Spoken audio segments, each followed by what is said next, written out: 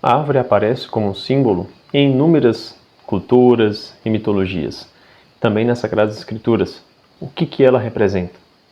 Primeiro vamos olhar para a árvore de forma genérica, porque existem inúmeros tipos de árvores, né, que crescem em formatos diferentes, tamanhos diferentes, com folhas, flores e frutos diferentes. Mas de forma genérica, quando eu digo árvore, o que você consegue se lembrar? Né? De que tipo de árvore você se lembra? Alguma que você viu num jardim, ou alguma peripécia que você fez quando era criança, ou até de um desenho, sei lá, de uma pintura. Mas todas essas árvores que a gente se lembra têm algo em comum. Elas têm tronco, uma copa cheia de folhas e raízes. Então vamos olhar para a árvore de forma genérica, para a gente entender o que ela pode simbolizar, e depois olharemos para as árvores que estão lá no livro do Gênesis, a árvore da vida e a árvore do conhecimento do bem e do mal. Por ter esses inúmeros elementos, né, uma copa cheia de folhas que podem produzir flores, frutos, um tronco muito forte, resistente e raízes fixas no chão, raízes muito firmes no chão, as árvores elas podem representar inúmeras coisas, certo? Inclusive o próprio ser humano. O ser humano ele pode ser visto como uma árvore, porque o ser humano ele é um microcosmo. Todo ecossistema complexo pode ser análogo ao ser humano. Quando a gente chama o ser humano de microcosmo, a gente já imagina o macrocosmo, né? As esferas planetárias, certo? As estrelas, né? Tudo isso pode ser análogo ao ser humano, porque o ser humano é também um complexo, né? Formado por vários sentidos no seu corpo, potências na sua alma, a vida do espírito. Nós já temos aí 3 elementos cheios de caules, né, como a árvore, como as raízes, né, enfim. Então é também análogo à árvore por ser esse complexo, e outros tipos, né, também podem ser análogos ao ser humano, como o próprio mundo material, a Terra, cheio de seres viventes nas águas, na terra e nos ares, enfim. Então a árvore é um desses tipos que pode ser análogo ao ser humano. A árvore é também símbolo do mundo. Temos como um forte exemplo a Yggdrasil, a árvore da mitologia nórdica que simboliza o mundo como um todo, né, onde a morada dos deuses, dos homens e dos mortos estão divididas nas partes da árvore. Então, o que a árvore ela representa? Além de ter esses elementos fáceis de ver e de comparar umas com as outras, as árvores elas também têm uma característica de regeneração. Não é somente uma vida que cresce, certo? Não é apenas uma verticalidade que aponta para o alto, que a árvore ela suga os nutrientes debaixo do solo, estão com seus pés muito firmes no chão, mas tiram essas energias para produzir frutos no alto, aponta para o alto. Então existe uma verticalidade, uma árvore que aponta de fato para cima, certo? A árvore de ponta cabeça seria um absurdo, uma árvore que sugasse os nutrientes de cima para produzir frutos embaixo, né? É uma anomalia. Deve ser o contrário, sugar tudo aquilo, se servir daquilo que está presente, né? Olha só o ensinamento da árvore, né? Nós devemos nos servir daquilo que está presente diante de nós para termos o nosso coração apontado para o alto e produzirmos frutos para o alto, certo? Como a árvore. Então a árvore tem esse sentido de verticalidade, mas tem também o sentido de regeneração. Muitas árvores no inverno perdem todas as suas folhas, tem um aspecto de morte, uma árvore seca, somente com seus galhos. Com a passagem da estação, as folhas começam a aparecer, a reaparecer, com suas folhas, com suas flores, certo? Então é uma vida que se regenera, uma vida que se recupera, tá? É uma vida pequena que cresce para o alto, que as árvores, algumas são sementes, pequenas sementes que se tornam árvores frondosas, outras são mudas, né, que são plantadas, mas em todos os casos são pequenas e crescem de forma esplendorosa, magnífica, tá? Como essa vida que cresce, que se desenvolve, que se regenera, que aponta para o alto. Temos todos esses sentidos na árvore. Uma coisa muito legal também da árvore é o fato das folhas estarem sempre no alto. Não é só um fato de apontar para o alto, mas a árvore ela aprende algo de cima. Ela não suga os nutrientes do alto, porque as suas raízes não estão lá, mas ela aprende algo do alto. Se a gente for observar, né, o verde, o que simboliza o verde? O verde do tempo comum.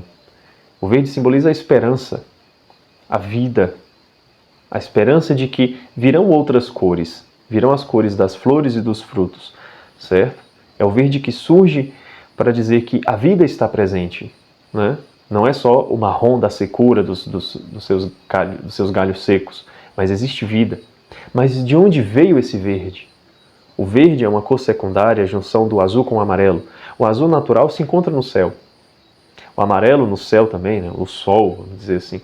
Então, essas cores do alto, elas se misturam quando a árvore ela cresce, ela toca o alto e ela consegue misturar essas duas dimensões do céu.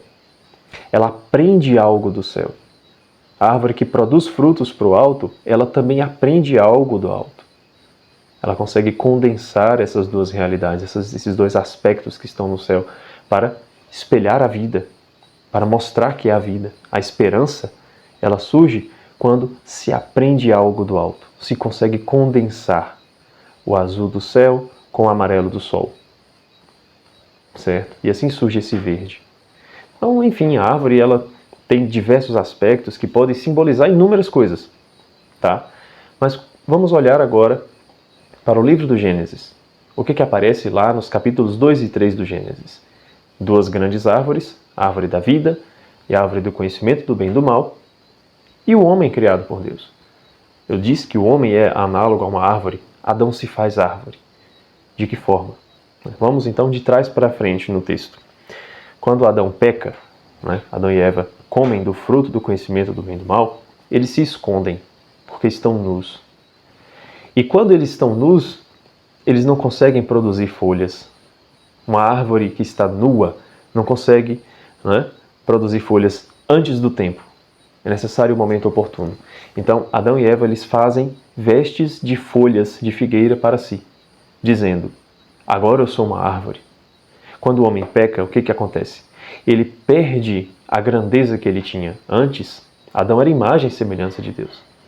Adão dava nome às coisas que Deus criou. Deus criava e Adão colocava o nome. Adão participava de uma missão importante no jardim. Ele era aquele que cultivava o jardim, cuidava do jardim. Agora ele perde essa semelhança com Deus, com o pecado. Ele se vê nu, ele se esconde. Ele perde a autoridade que tinha. Ele podia comer do fruto da vida e se manter vivo. Porque Deus diz, no Gênesis 2, 16 e 17, podes comer de todas as árvores do jardim, mas da árvore do conhecimento do bem e do mal não comerás, pois do dia em que dela comerdes, de certo morrerás. Se podia comer de todas, poderia comer também da árvore da vida. O Senhor Deus fez brotar do solo toda sorte de árvores agradáveis de aspecto e boas para delas comer, e a árvore da vida no meio do jardim, e também a árvore do conhecimento do bem e do mal. Não diz a posição dessa árvore, mas estava lá. Não era tão importante. A que estava em destaque era a árvore da vida. Quer dizer, o homem podia comer de todas as árvores, tinha frutos abundantes e tinha a árvore da vida no meio do jardim. A árvore que fazia com que ele se mantivesse vivo, com que ele não morresse, com que ele tivesse uma plena comunhão com Deus. A vida que era dada por Deus, o alimento dado por Deus, era essa árvore da vida. Certo? Mas tinha a árvore do conhecimento. Esse fruto especificamente, o fruto do conhecimento, merece um vídeo só para ele, tá? Para explicar o que é esse fruto, o que esse fruto causou e como, tá? Isso fica para um outro vídeo. Mas o fruto da árvore da vida era a própria doação divina, a participação nessa alegria divina, nessa amizade com Deus, na vida que não tem fim. O homem tinha essa oportunidade, mas preferiu o conhecimento. Preferiu julgar o que era bom e o que era mal para si. Então ele quis se fazer uma árvore. Adão ele quis se fazer árvore. Quando ele se viu longe, quando ele se viu perdido, ele se cobre com folhas para dizer, eu sou uma árvore, eu quero ser como Deus, eu quero ser uma estrutura vertical que aponta para o alto. Mas como uma estrutura, ele quer ser esta árvore, ele não quer fazer parte desta árvore. Ele quer ser uma nova árvore. Então ele se faz árvore, ele se cobre de folhas. E aí Deus diz, não, Adão. E Deus faz vestes de tecido, de peles de animais e dá para que Adão e Eva se cubram no lugar das folhas. Quando Deus faz isso, existe algo muito legal nas Sagradas Escrituras, que é uma dualidade. Deus primeiro diz: Adão, você não está tão alto como a árvore. Você não é tão grande como a árvore. Você não é uma estrutura vertical como a árvore. Você é uma estrutura horizontal. Você é como uma besta, como uma fera, como um animal. Você se fez uma estrutura horizontal que olha para baixo. Porque os animais, diferente dos seres humanos, eles não ficam de pé naturalmente. Os seres humanos, sim. A posição natural do ser humano é ficar de pé. Tanto que o nosso filósofo Mário Ferreira dos Santos disse que era indigno para um ser humano morrer deitado e pediu que, na sua hora final, as pessoas o segurassem para que ele ficasse de pé. E deu-se o último suspiro de pé rezando o Pai Nosso.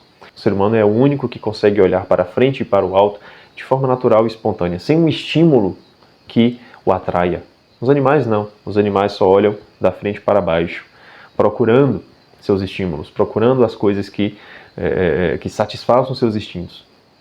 Então Deus diz: você não é uma estrutura vertical, você é uma estrutura horizontal. Você é como uma fera.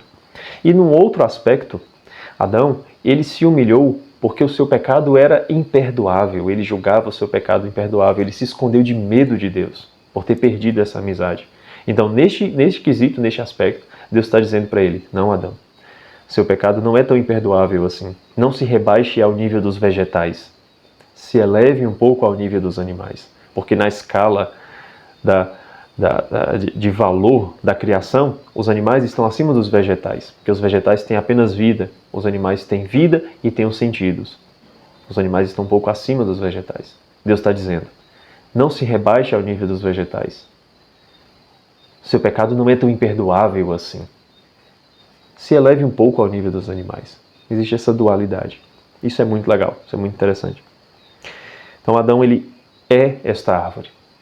E agora, o que são as árvores do conhecimento do bem e do mal e a árvore da vida que estão plantadas no Jardim do Éden, que estão plantadas lá no paraíso? Eu já sinalizei um pouco, já comecei a dizer aqui, mas essas duas árvores estão ali presentes para dizer que no ser humano existe esta briga, essa disputa em sua natureza. É inerente à natureza humana esses dois aspectos. Um, de estar dentro dessa estrutura, de ser uma árvore viva, uma árvore da vida, que aponta de fato para o alto, que recebe os seus nutrientes do alto, seus nutrientes que o mantêm vivos. O ser humano que quer ser bom. Mas existe um outro aspecto, um desejo de poder desordenado, que faz com que o ser humano queira ser como Deus, e não ser em Deus, na árvore da vida, mas ser como Deus, julgando o que é bom e o que é mal para si. Nesse aspecto, a árvore do conhecimento. Não é o saber todas as coisas, mas o julgar todas as coisas. Se dizer sábio, dizer detentor dessa sabedoria, aquele que doa, aquele que é a estrutura cósmica, que é uma estrutura vertical. Mas o ser humano não é uma árvore. O ser humano, ele precisa fazer parte dessa árvore, se alimentar desta árvore. A árvore que está lá no centro, que está lá no meio, no centro da nossa natureza, lá no íntimo. É a árvore da vida, é Deus. O homem não é uma única árvore. O homem tem esses dois aspectos, essas duas realidades. Duas pontas. Uma fazendo parte daquela que aponta para o alto, mas uma outra que quer se elevar, que quer se fazer estrutura. O ser humano, ele se torna uma única árvore quando o bendito fruto do ventre de Maria é enxertado na árvore de Adão. A semente, que é a caveira de Adão, lá no Calvário, o lugar da caveira, foi plantado ali. Daquela semente brotou uma árvore, a árvore da cruz. E nessa árvore da cruz, nessa árvore que a gente pode chamar de antes maldita, foi enxertado um bendito fruto. O bendito fruto do ventre de Maria, Jesus Cristo, nosso Senhor. Ele, enxertado nessa árvore, agora transforma essa árvore numa árvore bendita, numa árvore benéfica, que faz produzir bons frutos. Agora o ser humano é uma única árvore, mas não em si mesmo, mas porque Deus se fez homem.